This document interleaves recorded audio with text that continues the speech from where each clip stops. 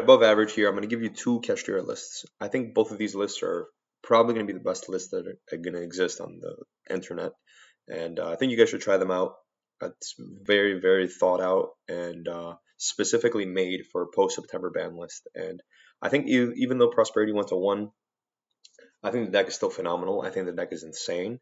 Keep in mind, you're not the only deck that was playing Prosperity, right? Almost every other top meta deck was playing Prosperity. Even the rogue decks you were playing against were playing Prosperity. So, sure, you got a little consistency hit, which kind of hurts in Kashtira because the deck is not super consistent. But your opponent's deck also got hit with a Prosperity hit, and they're probably not even playing Prosperity at all. So, even though that was done, I still think Cash is probably one of the best decks. Really, really just insane against every single deck, and you have a lot of flex spots. You play Shifter. Again, I think this is going to be one of the best decks you can play, and if you're comfortable with it, you should definitely do it at your next event if you want to do well. I'm going to get into the card choices, and everything is thought out, and I'll explain everything, and we'll go from there. So I don't want to waste too much time. So 3 Fenrir, 3 Unicorn, 3 Riseheart, Ogre, Scareclaw, and Tier Cash. Again, I think these cards are absolutely mandatory. I would not change anything. If anything, I would add more cash cards. I would probably add like a second Scareclaw or a second Tier Cash, just to bump up consistency. Because again, you just want to play the game, right? If you get to the point of playing the game, in my eyes, it's close to impossible to lose. Your opponent needs to wipe your whole board and OTK you, because if they don't, with a singular card, you're going to get back into the game. So I just think you need to get to Shanger Era. It doesn't matter how you do it. It doesn't matter that Tier Cash and Scareclaw don't really have an effect. It just matters that you get there, right? And people say Ogre's not good or whatever. Look, at the end of the day, it's a level 7 body that you put on the board and gets you to another cash card. So, and all these cards work with Birth, with Theosis and Birth. And so I think now is even more important to play the Ogre, the Scareclaw, and the Tier Cash. You can go back to when people even had a Riseheart, right? You'll notice that right before Riseheart got banned, people started to realize, oh shit, just opening up cash cards is broken. You could play through hand traps, play through interruptions.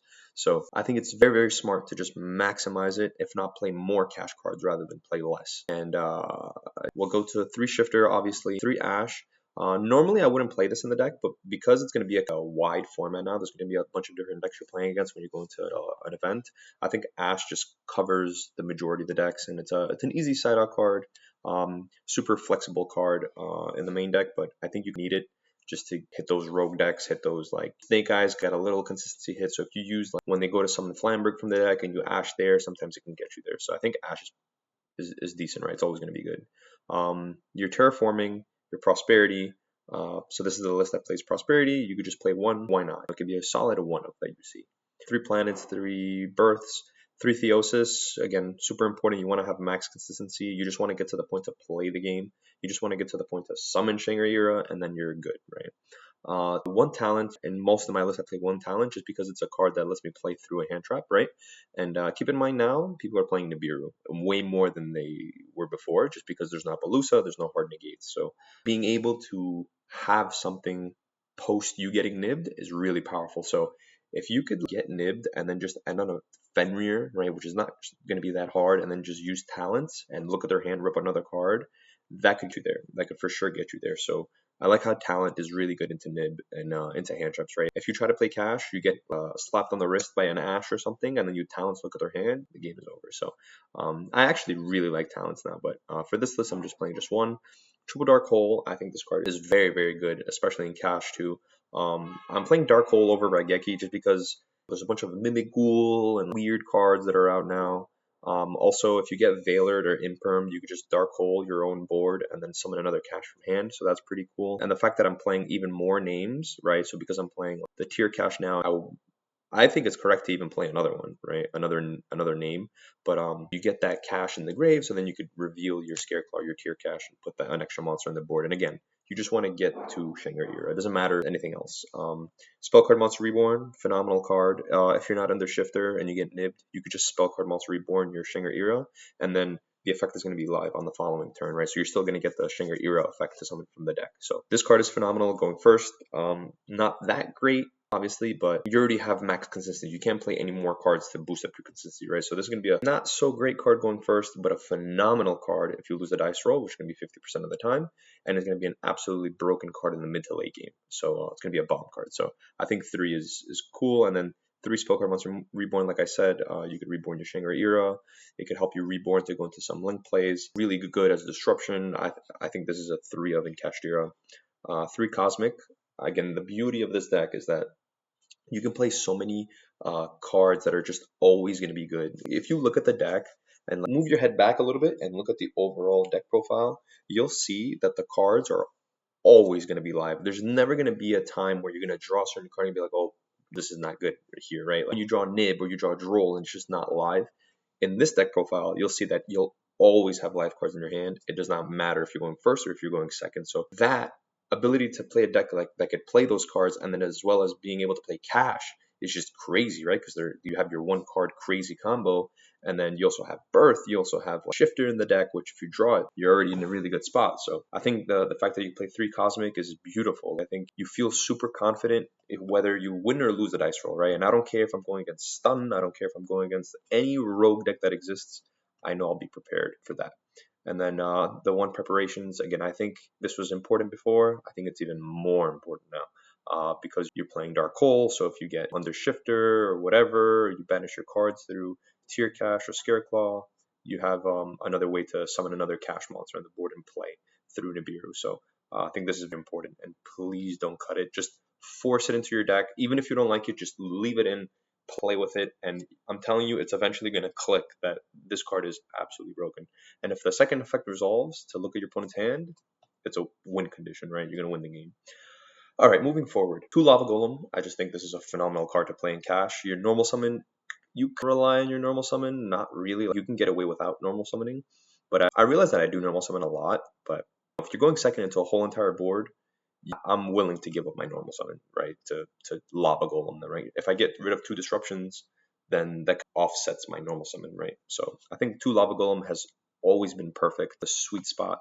And 3 Molchummy, Perulia, I think this is super important now in cash, way more than before. Again, just because the fact that it kind of bumps up your consistency going second, and you need that. Even before with Prosperity, you still bricked 1 every 8 games, 8 to 10 games, 8? I would say like 8 to 10 games you would have a brick hand. Now it's probably going to be bumped up a little bit, so I would say like 1 in every 6 to 8 games you're going to brick.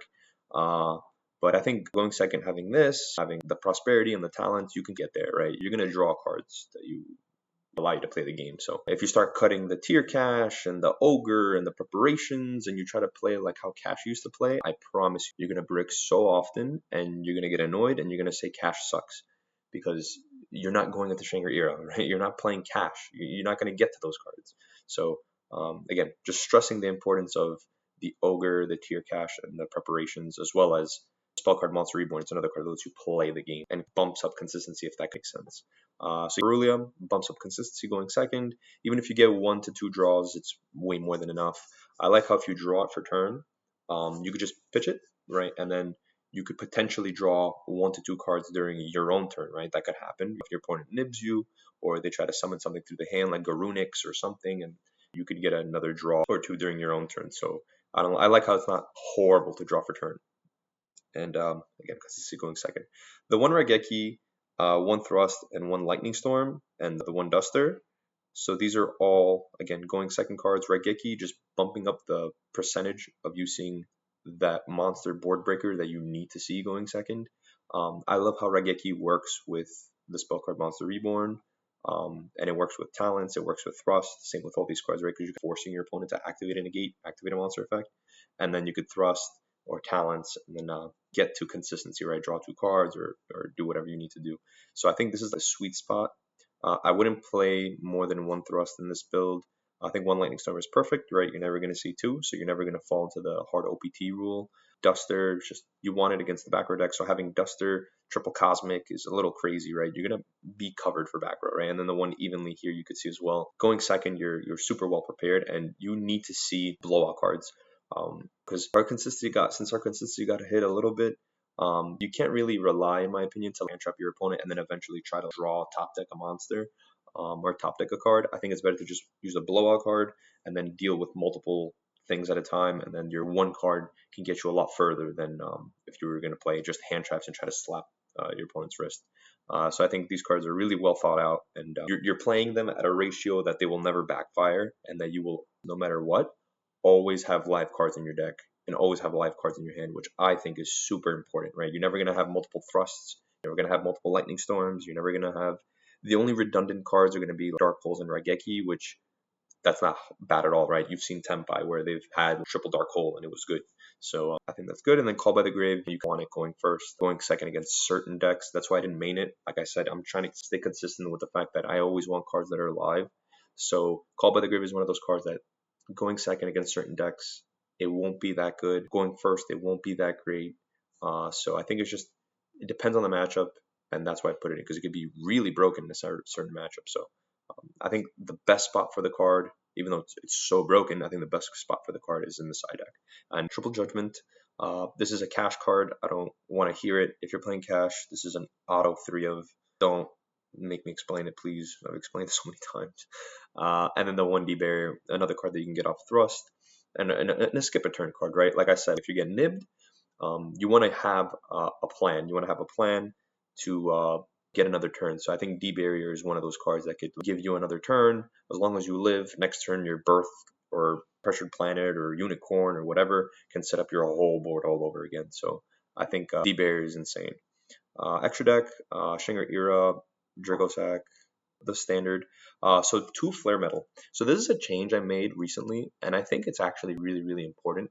I've realized that there are certain matchups like Runic Stun, Flunder, or any type of Flunderees deck, right? Like those weird decks, or even pure Runic, or for example, what's that other deck? Tempai, right? When I'm going first, I realized that I could open up the most broken hand possible, right? I could do my 2-card combo, do the link climbing, doing. Even if I do all of that, those decks literally don't care. They don't care that I went so plus and I went super wide. They're gonna Dark Hole Raigeki, they're gonna do their Flunderees effects, or they're gonna use their runic cards. They don't really care about the disruptions I put up. And realistically, your Unicorn Rip against those decks and your Shinger Era summoning a Fenrir, it's not gonna get you there against those weird decks. So I think the best thing you could do is go with double Flare Metal. I think that is the most broken thing you could do, because it can be destroyed by card effects, and you could easily do it through most hands. You just end on double Flare Metal, pass, and then every card they activate, they have to pay 1,000 life points. So that's kind of good. That could get you there, right? As long as you have a way to have a follow up or whatever. I think this is a very solid strategy going into those weird decks. And I realized that whenever I join a tournament, I always have 1 to 2 of those matchups, and it comes up. It would have came up, but instead I ended up going super wide, and I got lucky. I got there, right? But this is an actual solid plan against those weird decks, and it's also a solid plan if you're going into time, right? If there's like 5 minutes left, whatever, you just go double Flare Metal, pass, and then that's obviously most of the time going to get you there. The fact that it can be destroyed while it has a material is really broken. Tempai are going to have a hard time outing that. Then the Zeus, the Typhon, and then I still play the Dracosack play with the 1 Lizard. This is really good with the spell card Monster Reborn that I mentioned. SP Little Knight, Heat Soul. So now before we would go into Appaloosa, but what you're going to do now, you'll see my list doesn't play hand traps, right? So what you do now is you go Heat Soul, and then you just link off your Heat Soul. You draw a card, and then you link off your Heat Soul. It's SP, and then you end on SP. And then this way, when you go SP, then you go into your Shinger Era, so then you play around Nibiru, which is what you want to do. You want to play around Nibiru. And then it also gives you another interruption, right? Sometimes your opponent's going to have to waste their battle phase to punch over your SP Little Knight, and that's going to get you there, because if they go into the battle phase and you're not gaming, you have I think win rate skyrockets to 95%. You could break almost every board after that. So going into SP and then doing your full combo is really, really strong. And then the 1 BLS. So again, this card is really, really good into those weird matchups, really good in the mid to late game. It's in those weird scenarios or against Labyrinth.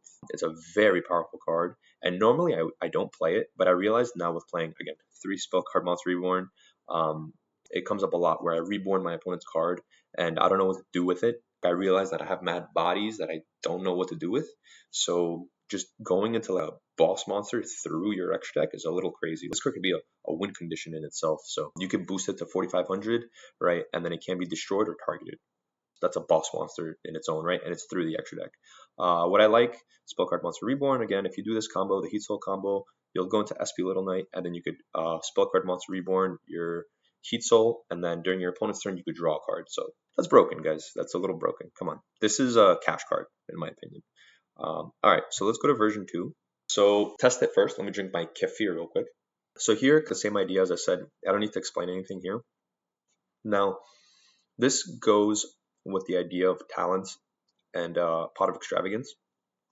So since you have to go into your main phase 1 and use Extravagance, you are forcing, if you're going first, you're forcing an Ash, which could be good, right? It could get you there. If they Ash it and then you have your Unicorn, whatever, that's insane, right? They're playing with one less card in their hand. But if they do Ash you, your talents is going to be live. So what's really powerful about this, and you'll see it replace Dark Hole, is because going second, just activating Pot of Extravagance is really, really broken. Drawing a card for turn, having 6 cards, using Pot of Extravagance, and then drawing 2 more cards is broken. Like, your opponent, if they have a way to negate it or a way to interact, they're going to. So I love how going second, this card lets you see your side deck cards more often. And it's like a going first and going second card, right? It's a consistency card, but it also helps you trigger your talents. So that's why I bumped up talents to 2, even though I'm a hard believer in the theory of one-ofs. I just think that with this list in specific, you will trigger talents more often than with your other list. Because with this list, you have a way of triggering it going first, where the other list play Dark Hole, right? Which you'll have a way to trigger talents going second. So this card could be also consistency, right? Sure, you can draw 2, but you could be able to look at your opponent's hand, you're able to take and do things like that. So let's see. Actually, can you draw 2 if they Ash Extravagance? I think you can. I'm not sure about that, but if you can, that's broken. All right, so the rest stays the same. You can't talk about or change everything else. Again, the side deck cards, everything is super well thought out, and I've done it where, am I going against a control deck? What comes out? What goes in? Am I going against a heavy combo deck? What comes out? What goes in? I've measured all the cards perfectly, and that's a whole different category, a whole different section, a whole different topic, a whole different video to talk about what cards come out, what cards go in. But I've told you guys that the one Rice Heart and the one Theosis come out whenever you're going second against a hard combo deck. But so this is pretty much the same. You could see we have Perulia, I think in cash, Perulia and Judgment are automatic, like mandatories in the side deck for cash. So 3 Perulia, 2 Lava Golem, same theory. Thrust, again, I'm a hard believer in the theory of one-ofs, but because you're playing Extravagance, I just think this is a really good consistency card going second. So because we're playing 2 Thrust, I lowered the amount of Dark Holes and Lightning Storms and whatever, so I just played 1 Lightning Storm, 1 Duster. So you have a really solid plan going second. You don't care what your opponent does, you're going to break through it anyway. And did you draw Shifter? No, that's fine. Then you probably drew something else that's good, right? You probably drew Spell Card Monster Reborn, Perulia, Thrust, Extravagance. Like, you probably drew something that's broken. Or you drew a lot of Engine, which is hard to do, but you could, and that won't be horrible. As long as you draw 1 of these utility cards, you're set, right? If you draw 1 Lava Golem, you're set. If you draw 1 Thrust, you're set. If you draw 1 Evenly, you're set with those hands with full Engine. So then 1 Defissure. So I put this card as I wanted a going first and going second card that was flexible. So I think, that was flexible and also played through Nib, because again, that's super important. So I think the fact that you could just activate Defissure and you play around Droll, you play around Ghost Ogre, Veiler, whatever, and then even if they do Nib, all your monsters are going to get banished, right? So then your preparations are going to be live. And then during their draw phase, you get preparations, summon back your Shangri-Ira, and then standby phase, trigger Shangri-Ira. So that's very powerful. And since you did it in the draw phase, to summon, you're also playing around Imperm, right? Because if they try to Imperm your Shangri-Ira in the standby phase to summon from deck, you're going to look at their hand. So that's cool, and it's come up. So that's Defissure. This could be a solid card in the main too, but again, there are a bunch of decks that play Shifter or play through Shifter, so I think that the best spot for it is in the side deck. It's kind of like a Call by the Grave type of card. 3 Judgment, like I said, staple. The 1 Evenly, with the 2 Thrusts, with the Extravagance, with the Talents, you have a very good chance of seeing evenly matched. And if you see it, it's going to be broken. You're never going to see multiples or whatever and brick on them, so that's good. And then, as I said, the 1D barrier, it's your solid plan against Nibiru. Now going into the extra deck, so this is the weird part because you're playing Extravagance, right? So listen to me. because you're playing the weird extra deck cards, you're gonna have to think, what are my priorities? What are the most important cards? What are the cards that come up all the time? So right off the bat, the link climbing combo comes up personally 2 times a tournament, maybe 3 times a tournament.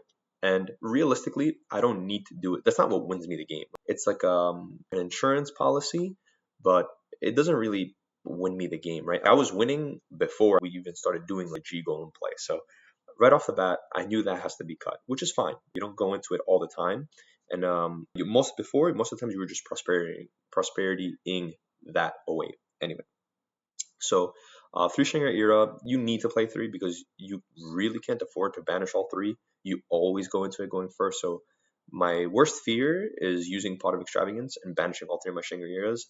That would suck. I'm not gonna lie. However, I don't think it's the end of the world. You could just play cash control, and then like, you drew 2 cards, right? So what did you draw into, right? You drew into utility cards, you drew into engine, so you could still win with Fenrir, Unicorn, Ogre. You could still win using those cards alone. So 3 Shangri-La mandatory. Dark Arm, this card comes up every turn 3, so I think 3 is mandatory to play in the extra deck because you need at least one. I find like, this is the after Shangri-La, this is the card that I go into the second most amount of the times. So these two are the most important ones. Metal Flare, I just want the card in a time scenario or against those like weaker decks. So I think 2 is just good. And like I said before, sometimes you could end on 2. So maybe that'll come up. Typhon, I feel like for me, comes up a good amount of the time. And the card gets me there. So this card comes up for me way more than Zeus, actually. So I think 2 is fine. And then 2 SP, you don't need 2 SP. But I bump all these cards up just because of the spell card Monster Reborn, right? I want to make sure if I'm taking my opponent's card, I'm doing something with it, right? So I think you don't have to play 2 SP, you really don't. But you could just play 3 Lizard or maybe 2 Donner, or you could fiddle around with this really. This is not super hardcore, but you definitely need 2 of this. I would say you definitely need 2 Lizards, and you definitely need 3 Dark Arm, 3 Shangri-La. The rest you could fiddle around with, see what works for you. I personally think this is the best, but these are the core things, right? This and the Lizard because of the spell card Monster Reborn. So these are the 2 lists. These are the lists that I think are going to be the best cash list you can possibly play in after the September ban list that hit prosperity to 1. Personally, if you were to ask me, hey Elias, there's a Nationals tomorrow and you have to play cash, which list would you play? I would probably play this list. I'd play the list with Pot of Extravagance. I just think it has the unfairness factor to it, but I don't think that the lists are that much different. I really don't. What's really important is the spell card Monster Reborn, the Cosmic, the Shifter, the Ash, the fact that you're always going to have live cards. I think that's what's important. And just your basic side deck strategy, I think that's what's really going to get you there, not really that Pot of Extravagance or Dark Hole theory. But these are my 2 lists. Let me know what you guys think. And above average.